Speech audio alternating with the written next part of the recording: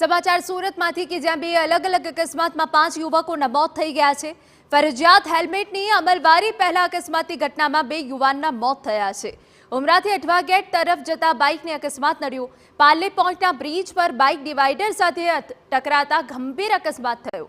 ગંભીર રીતે ઇજાગ્રસ્ત બે યુવાનોના ટૂંકી સારવાર બાદ મોત થઈ ગયા છે। એક યુવાનની હાલત ગંભીર છે। ત્રણેય મિત્રો એક જ બાઇક પર જતા હતા। બાઇક ચાલકોએ હેલ્મેટ પહેર્યું હોત તો જીવ બચી શક્યો હોત। ઉમરા પોલીસે હવે વધુ તપાસ હાથ ધરી છે।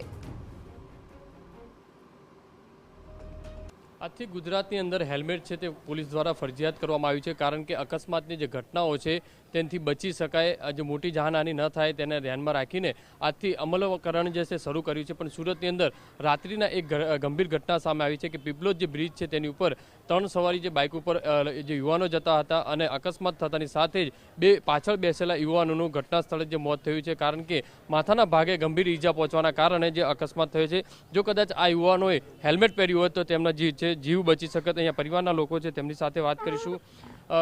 क्या मामला कैसे हुआ, किस तरीके से एक्सीडेंट हुआ और कहाँ लगा था? सिर पे लगा सर।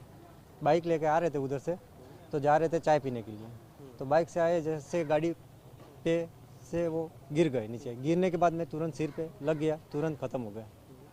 जो बाइक चला रहा था वो बच गया सर।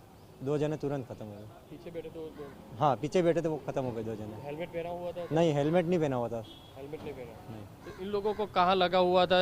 हेलमेट पहना होता तो बच सकते थे? बच सकते थे आराम से सर। सेफ्टी था हेलमेट अपने लिए। तो क्या बोलोगे, लोगों को हेलमेट पहनना चाहिए कि नहीं? अनिवार्य हेलमेट पहनना चाहिए सभी लोगों को, यही निवेदन है मेरा। જે રીતે પીપલોદની જે ઘટના બની છે, બંને યુવાનોને આજે મોત થયા છે, પણ મહત્વની વસ્તુ એ છે જો હેલ્મેટ પહેર્યું હોય તો કદાચ આ બંને યુવાનોના જે જીવ છે આજે બચી શકો। કેમેરામેન સંજય ચંડલ સાથે બલદુ સુથાર, TV9 સુરત।